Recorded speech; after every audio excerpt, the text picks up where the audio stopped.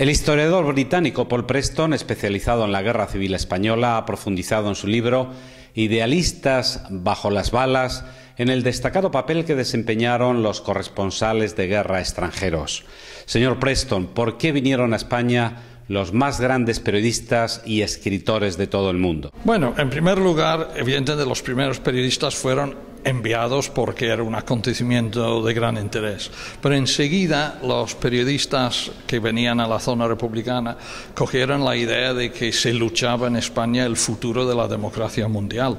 Y ellos llegaron rápidamente a la conclusión de que si ganaba el fascismo en España, pronto Hitler estaría bombardeando París y Londres. Eso era, lo primero que captó su simpatía, esa idea.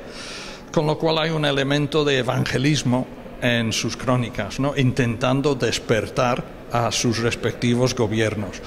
Pero luego el presenciar la lucha del pueblo raso republicano, ver cómo aguantaba el sufrimiento y los bombardeos, también les captaba muchísima simpatía, ¿no? Y poco a poco pues ya empezaban a venir figuras como Hemingway, Dos Pasos, etcétera, ¿no? En la zona rebelde la situación era muy diferente. Primero, aparte que ir ahí voluntario significaba que habías que ser simpatizante del fascismo, más o menos, ¿no?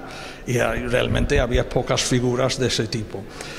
Luego había el problema de que la censura previa en la zona rebelde era fortísima, era muy estrecha, se controlaba muchísimo a los periodistas, no podrían ir al frente sin escoltas, y en ese sentido había mucha diferencia. Y los grandes periodistas que seguían a las tropas rebeldes, lo interesante es lo que publicaron después en sus memorias, no en sus crónicas del momento, porque no les dejaron.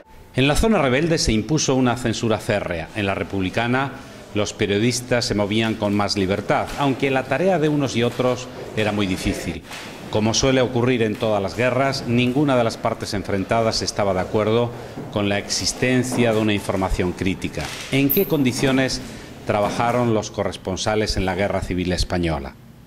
Había mucha libertad en la zona republicana. Evidentemente, que no se podría transmitir secretos militares, que había ciertas cosas que no se podrían transmitir, pero en general había más libertad, aunque sí que había censura, ¿no?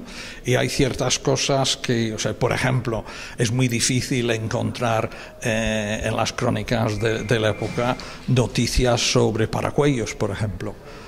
Y no se sabe si los periodistas de la época lo sabían o no. Literalmente no se sabe, ¿no? En cambio, los diplomáticos sí. Que si leemos los despachos de los diplomáticos, esa información sale.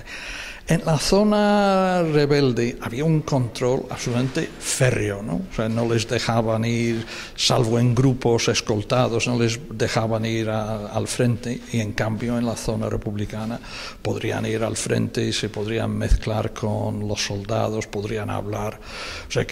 Y sobre todo por la cuestión de las brigadas internacionales, ahí había mucha amistad y mucho contacto, ¿no?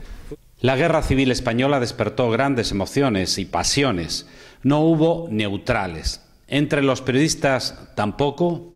Con las fuerzas rebeldes había periodistas que no simpatizaban en absoluto con lo que pasaba. Lo que pasa es que lo que veían de las atrocidades de los moros no lo podían transmitir en su momento, y eso quedaba para sus memorias posteriores. Y en el caso de los republicanos, sí, en general había mucha más simpatía por el bando donde estaban, pero yo creo que lo interesante, hablando en términos de periodismo, es que eso no afectaba la veracidad y la objetividad de lo que escribían. Que hoy en día esas crónicas siguen siendo valiosísimas para el historiador.